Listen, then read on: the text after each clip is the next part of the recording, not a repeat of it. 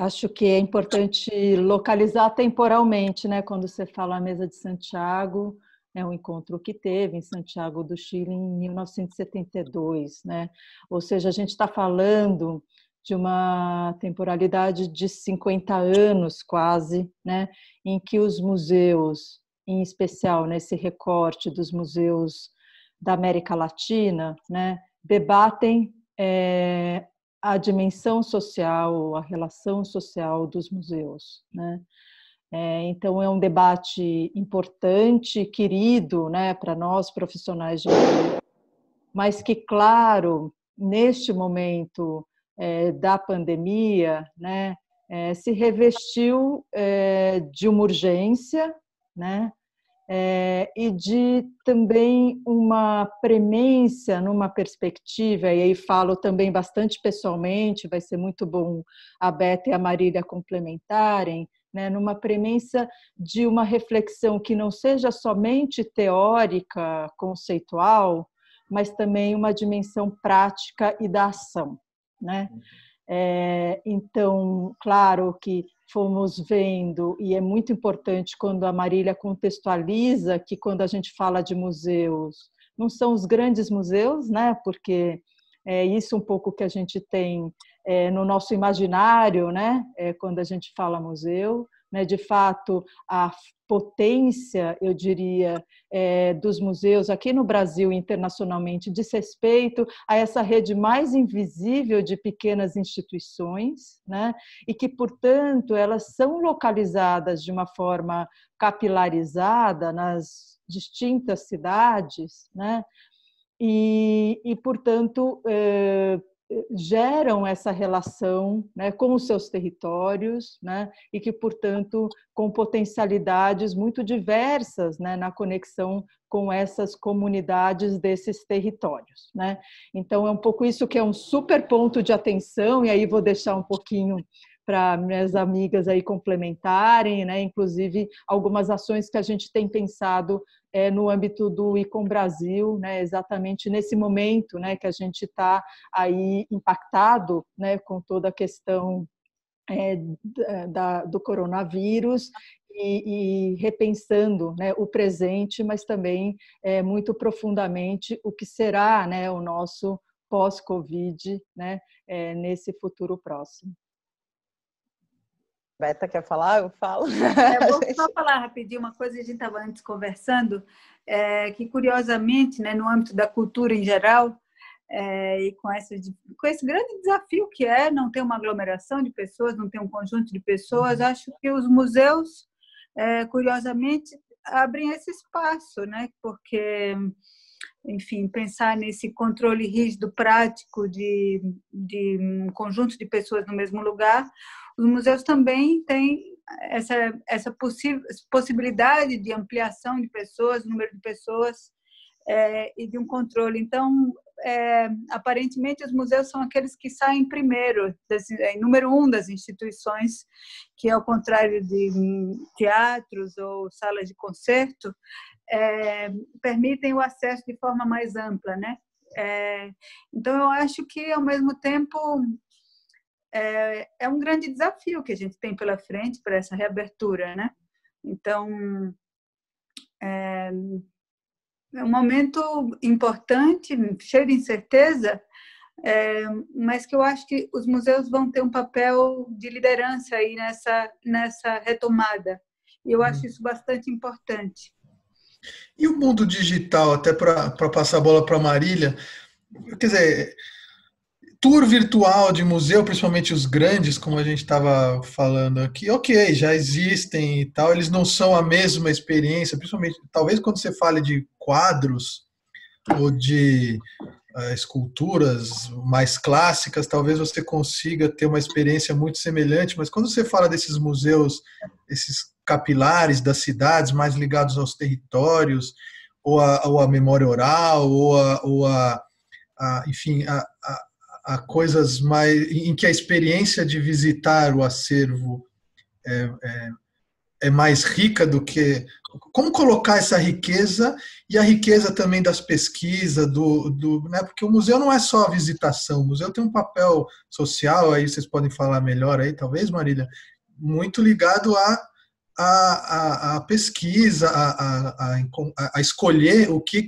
é museológico e o que não é museológico, e de criar uma história para o mundo a partir dessas escolhas. Como é que isso se dá, ou como que se pode aproveitar isso, o mundo digital, para isso, nesse momento aí de pós-pandemia, inclusive, não só agora, mas no pós? Acho que uma coisa que você falou, a gente pode pensar um pouco o raciocínio, né? Quer dizer, ver uma foto de uma praia é bem diferente de estar na praia, né? Por quê? Porque você tem o cheiro, você tem a brisa, você tem o barulho.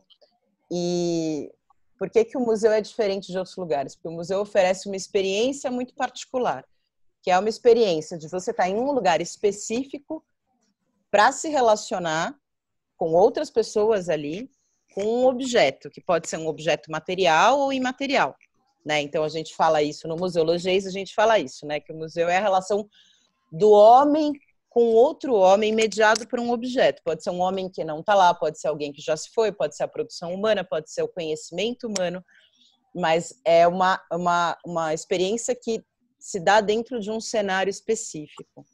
Esse cenário, ele não é transposto para o mundo digital. O mundo digital pode oferecer outras experiências. Elas podem ser museológicas? Elas podem ser museológicas, mas é diferente de você visitar presencialmente. Não só pela experiência física, de você comprar o bilhete, de você estar absolutamente imerso, né? É a mesma coisa de que ver um filme na tela do computador e ver um filme no cinema, né? Você tem uma experiência da corporeidade que impacta na maneira como você percebe, como você absorve, que te traz outras camadas de informação e outras camadas de memória, outras conexões. Então, o mundo digital, ele, por um lado, ele conecta, mas ele não faz contato necessariamente, né? Então, o convívio não é exatamente a mesma coisa. Você faz conexão com isso, mas você não está necessariamente em contato com isso, porque o contato passa por outras camadas, que são camadas de experiências que passam por outros sentidos, não só o sentido da visão. E para alguém que não vê, né? Então, se a gente pensar também nisso, para alguém que não vê, para alguém que não escuta, você também tem outras experiências dentro do espaço do museu que são experiências distintas no ambiente digital. Mas aí, falando um pouco disso, além do que, né, o museu, a gente sempre fala que o museu é um triângulozinho, né? Então, você tem 3 pontas ali no museu. Uma ponta é a ponta que todo mundo vê, a ponta visível, que é a que a gente chama de comunicação museológica. A comunicação museológica, o que é? São as exposições, são os programas educativos, é a programação cultural, né? O que é voltado imediatamente para o público a partir de uma linguagem específica do museu. Outra ponta é a pesquisa, né? Então, como que você tem lá um acervo, esse acervo, como é que ele se conecta com as pessoas? Então, um mesmo objeto tem várias camadas de história, né? Se a gente pegar um copo ou pegar uma caneta, o copo pode estar no Museu do Plástico, pode estar no Museu do Design, pode estar no Museu Biográfico, depende da abordagem do museu, e é a pesquisa que dá esse subsídio e compõe e articula isso. E aí você tem a frente de preservação, que é a frente de como que você preserva essas informações, essas camadas de informação, então na documentação museológica, mas como que você preserva fisicamente isso, na parte de conservação e eventualmente restauro. Então a gente tem 2 partes que são menos visíveis aos públicos e que agora, até com essa questão digital, estão mais visíveis porque a produção de conteúdo, quer dizer, o museu no mundo digital, ele se posiciona como, de fato, algo que é fundamental, que é um lugar de produção de conhecimento. Mas a diferença do museu de outros ambientes é que ele é sempre uma produção de conhecimento em diálogo, né? Quer dizer, diferente da academia, falar qual é a diferença da pesquisa na academia, ou da preservação na academia e da preservação no museu. O museu não senta no escritório, né? Um profissional de museu não senta no próprio escritório, escreve e fala, toma, público, isso é para você. O museu entende o que o público, ele faz pesquisas de público, avaliação, de repente esse é o objeto que os curadores acharam que esse é o objeto mais pop da exposição, mas está todo mundo no outro objeto. Então, por quê? Porque isso lembra minha avó, porque isso é mais bonito, porque isso é menos bonito. E é nessa relação que o museu vai construindo esses conteúdos, vai preservando isso na própria documentação museológica e vai pesquisando e retroalimentando a comunicação museológica. Então, o ambiente digital, ele é muito interessante porque ele é muito acessível. Para o lado da preservação, é muito interessante também, porque os museus são obrigados a organizar, muitas vezes, conhecimento que ficava dentro dos bastidores para comunicar isso para todos os tipos de público, mas ele também tem que pensar que a experiência de conhecer, né? Então, a experiência de você ver uma escultura ao vivo e poder gerar ela ao vivo, e de você poder ver a marca ali, a marca no mármore, ou sentir isso, ou imaginar, ou se for uma coisa, uma escultura que pode ser tocada em alguns museus, a temperatura da escultura, isso é obviamente uma experiência muito distinta de você ver uma foto dessa escultura, né? Então, a gente agora, no mundo digital, é pensar, tá bom, que novas janelas se abrem, além dessa relação do post, do virtual, que não é dialógica, porque o museu é necessariamente dialógico, o museu é necessariamente de diálogo, e o mundo digital não é necessariamente, ele pode ser só uma tela, né? Então, essa é uma questão que os museus estão sendo, enfim, provocados a pensar, diferente de outras frentes aí que já tinham isso, mais uma discussão mais amadurecida nesse sentido, como que você garante o diálogo e a participação na construção do conhecimento no meio digital. Aí é um meio digital que ele não é só uma estratégia de comunicação, né? Ele passa a ser um novo palco, né? Um novo cenário possível que não é o outro. Então, você não pode concorrer com o outro, né? Você não pode buscar a sensorialidade enfim, do ao vivo, você não pode buscar no virtual, porque você não vai ter, né? Mas você tem que descobrir quais são as outras sensorialidades, né? O Renato caiu aqui, mas tudo bem, o Renato volta. Eu vou tocando por aqui. Há um texto bem importante de um filósofo alemão que fala sobre a aura da obra de arte, né? E essa eu acredito bastante na aura, tanto de uma obra de arte quanto de um objeto.